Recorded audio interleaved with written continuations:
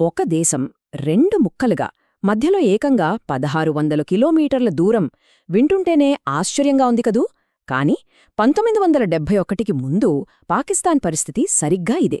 ఒక భాగం పశ్చిమ పాకిస్తాన్, మరో భాగం తూర్పు పాకిస్తాన్. అదే ఇప్పుడు మనం బంగ్లాదేశ్ అని పిలుస్తున్న దేశం. అసలు ఇంత విచిత్రమైన భౌగోళిక ఏర్పాటు ఎలా జరిగింది? ఎందుకు నిలబడలేకపోయింది? పదండి, బంగ్లాదేశ్ పుట్టుక వెనుక ఉన్న ఆ నిప్పుల కథలోకి వెళదాం. ఒక్కసారి ఆలోచించండి. ఒక దేశంలో ఒక ప్రాంతం నుంచి ఇంకో ప్రాంతానికి వెళ్లాలంటే మధ్యలో వేరే దేశాన్ని దాటాలి. నమ్మశక్యంగా లేదు కదూ. కాని అదే నిజం. పశ్చిమ పాకిస్తాన్కి, తూర్పు పాకిస్తాన్కి మధ్యలో మన భారతదేశముండేది. అంటే సొంత దేశంలోనే ఒకచోటు నుంచి మరోచోటికి వెళ్లాలంటే వాళ్లు విదేశం గుండా ప్రయాణించాల్సి వచ్చేది. అసలు ఇంత వింతగా ఒక దేశాన్ని ఎలా ఏర్పాటుచేశారు? మతమొక్కటే వాళ్లని కలిపింది అనుకున్నారేమో గాని మిగతావన్నీ వాళ్లని విడదీశాయి. పశ్చిమ పాకిస్తాన్లో ఉర్దూ, పంజాబీ మాట్లాడేవాళ్లు, గోధుమ రొట్టెలు తినేవాళ్లు. మరి తూర్పు పాకిస్తాన్లో అంతా బెంగాలీ మాట్లాడేవాళ్లు, అన్నం, చేపలు తినేవాళ్లు. సంస్కృతి, భాష, ఆహారం ప్రతి విషయంలోనూ తేడా. ఇక అధికారమంతా పశ్చిమ పాకిస్తాన్ చేతుల్లోనే. తూర్పు వాళ్లను ఎప్పుడొక బానిసల్లా, రెండో తరగతి పౌరుల్లానే చూశారు. ఈ వివక్ష, ఈ అణచివేతలో మొదటి నిప్పురవ్వ ఎక్కడ మొదలయిందంటే అది భాష దగ్గర. ఆ నిప్పుని రాజేసింది ఎవరో కాదు, స్వయంగా పాకిస్తాన్ వ్యవస్థాపకుడు మొహమ్మద్ అలీ జిన్నా. 1948లో ఆయనేమన్నారంటే, ఉర్దూ మాత్రమే పాకిస్తాన్ జాతీయ భాష అన్నారు.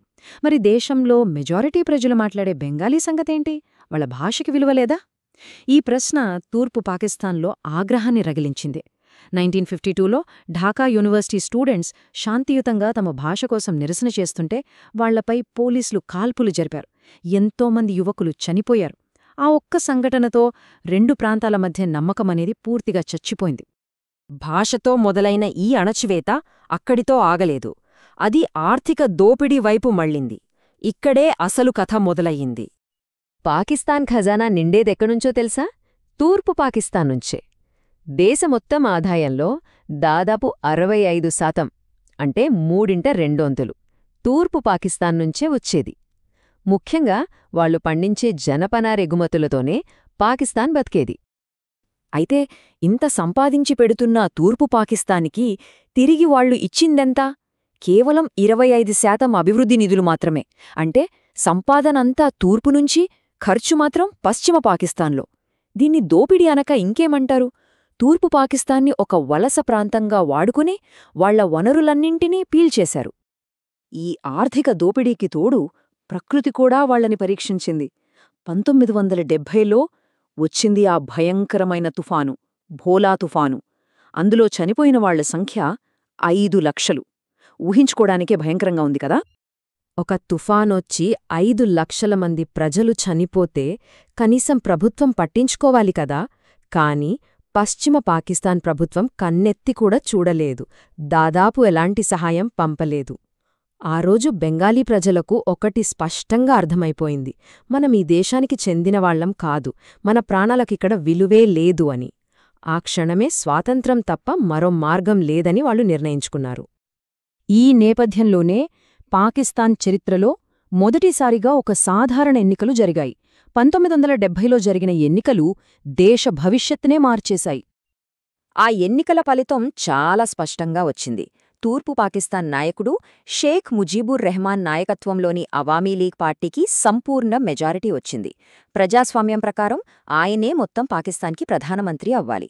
కాని పశ్చిమ పాకిస్తాన్ సైనిక, రాజకీయ నాయకత్వానికి ఇది అస్సలు మింగుడుపడలేదు. ఏంటి, ఒక బెంగాలీ మనల్ని పాలిస్తాడా? అస్సలు ఒప్పుకోమన్నారు. ప్రజలు ఎన్నుకున్నా అధికారం ఇవ్వమని తేల్చి చెప్పేశారు. అప్పుడు షేక్ ముజీబుర్ రహమాన్ లక్షలాది మంది ప్రజల ముందు నిలబడి ఒక చారిత్రాత్మక పిలుపునిచ్చారు: ఈసారి మన పోరాటం విముక్తి కోసం, ఈసారి మన పోరాటం స్వాతంత్ర్యం కోసం. ఆ మాటలతో తూర్పు పాకిస్తాన్ మొత్తం స్తంభించిపోయింది. సహాయ నిరాకరణ ఉద్యమం ఉవ్వెత్తున ఎగిసింది.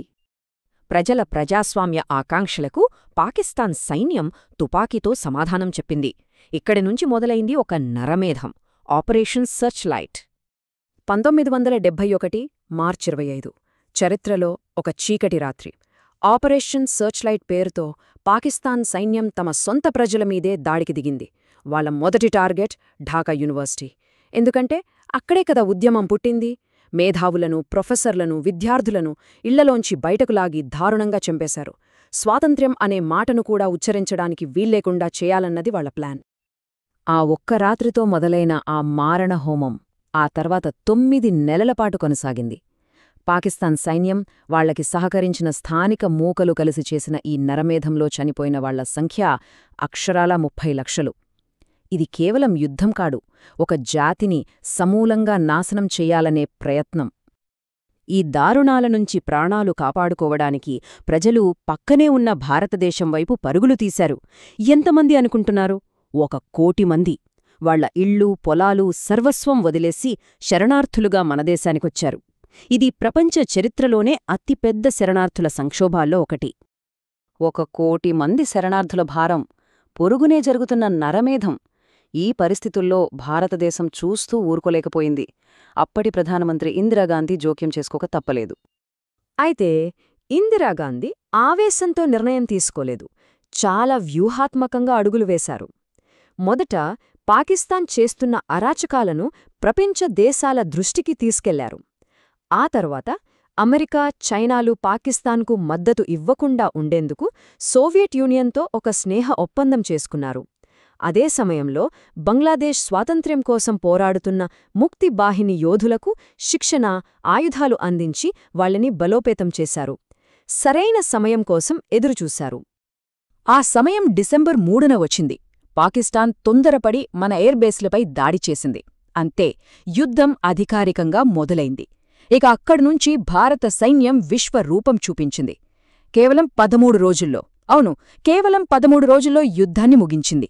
భారత వైమానిక దళం, నౌకాదళం తూర్పులో పాక్ సైన్యాన్ని పూర్తిగా నిర్వీర్యం చేశాయి. డిసెంబర్ 6న బంగ్లాదేశ్ను ఒక స్వతంత్ర దేశంగా భారత్ గుర్తించింది.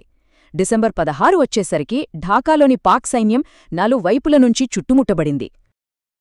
ఇక మిగిలింది ఆఖరి అంకం, చరిత్రలో నిలిచిపోయే ఒక ఘట్టం, పాకిస్తాన్ సైన్యం యొక్క లొంగుబాటు. డిసెంబర్ 16, 1971. స్థలం ఢాకాలోని రేస్ కోర్స్ మైదానం. కొన్ని నెలల క్రితం ఎక్కడైతే షేక్ ముజీబుర్ రెహమాన్ స్వాతంత్ర్య పిలుపునిచ్చారో అదే మైదానంలో పాకిస్తాన్ సైన్యం ఓటమిని అంగీకరించింది. 1 కాదు, 2 కాదు, ఏకంగా 93,000 మంది పాకిస్తానీ సైనికులు భారత, బంగ్లాదేశ్ సంయుక్త దళాల ముందు లొంగిపోయారు. ఇది రెండో ప్రపంచ యుద్ధం తర్వాత ప్రపంచంలోనే అతిపెద్ద బహిరంగ సైనిక లొంగుబాటు. ఆ లొంగుబాటు పత్రంపై సంతకంతో యుద్ధం ముగిసింది. అగ్నిలోంచి పుట్టిన ఒక కొత్త దేశం, బంగ్లాదేశ్, ప్రపంచపటంలో ఆవిర్భవించింది. మొత్తం ఈ కథ మనకు చెప్పే నీతి ఒక్కటే: ప్రజల ఆకాంక్షలు, వాళ్ల సంస్కృతి, వాళ్ల గుర్తింపు ఇవన్నీ తుపాకీగుళ్లకన్నా చాలా శక్తివంతమైనవి. ఏ దేశాన్నైనా బలవంతంగా సైనిక శక్తితో కలిపి ఉంచలేం. ప్రజల మనోభావాలే అంతిమంగా గెలుస్తాయని బంగ్లాదేశ్ విమోచన యుద్ధం ప్రపంచానికి ఒక బలమైన సందేశమిచ్చింది.